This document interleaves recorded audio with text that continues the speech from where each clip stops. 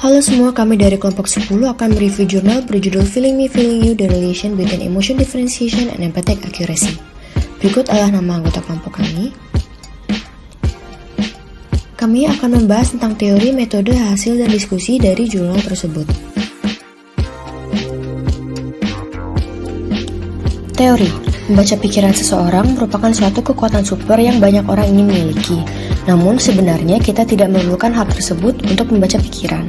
Selebihnya, kebanyakan dari kita dapat membaca pikiran seseorang melalui percakapan dan pemahaman perilaku orang lain sehari-hari. Bahkan beberapa orang sangat pandai dalam hal ini. Hanya saja, mungkin tidaklah akurat.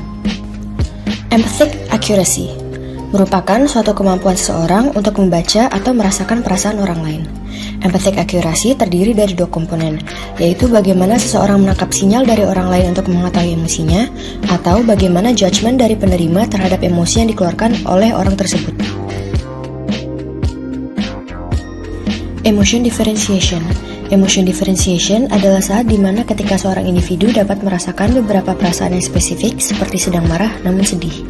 Ketika seseorang mencapai batas tertinggi dalam membedakan emosi, orang tersebut dapat menjabarkan berbagai rasa yang dialami secara spesifik. Metode. Partisipan.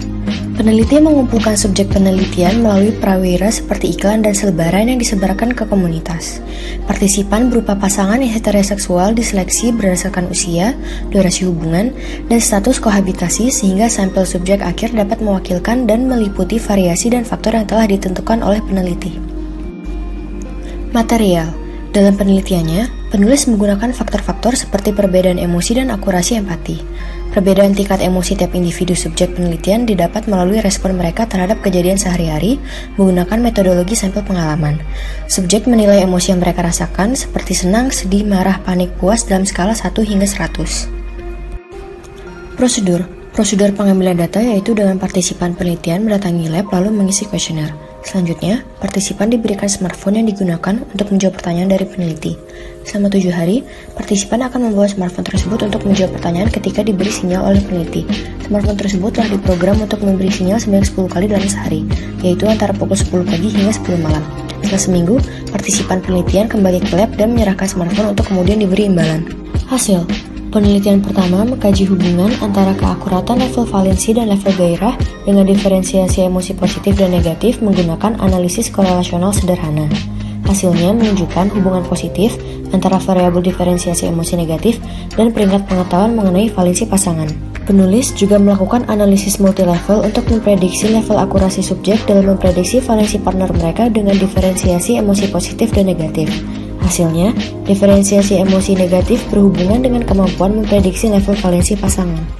Sejalan dengan ekspektasi yang telah dipaparkan dalam hipotesis, hasil yang didapatkan adalah individu yang memiliki kemampuan tinggi untuk mendiferensiasi emosi negatifnya dapat menyimpulkan perasaan pasangannya pada kehidupan sehari-hari dengan akurat. Diskusi. Di sini, penulis berargumen bahwa individu yang dapat membedakan perasaan negatifnya menunjukkan bahwa mereka memiliki kepekaan empati yang tinggi.